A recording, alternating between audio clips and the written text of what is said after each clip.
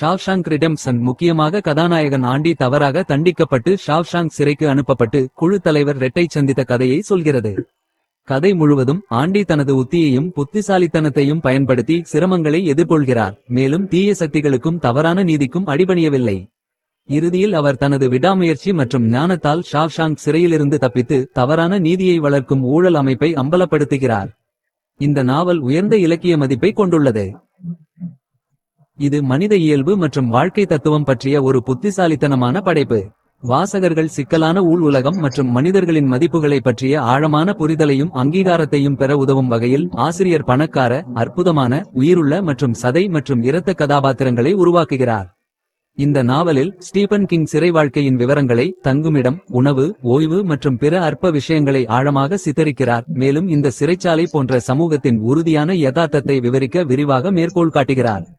கதையின் பின்னணியில் உரிமைகள், சுதந்திரம், நீதி மற்றும் ஒழுக்கம் ஆகியவற்றுக்கு இடையேயான நித்திய உறவு உள்ளது. இது வாசகர்கள் மனசாட்சி மற்றும் நம்பிக்கையின் சக்தியை பற்றி சிந்திக்கவும் மனித இனம் தொடர்ந்து சுதந்திரம் மற்றும் கண்ணியத்தை பின்தொடர்வதை ஆராயவும் அனுமதிக்கிறது.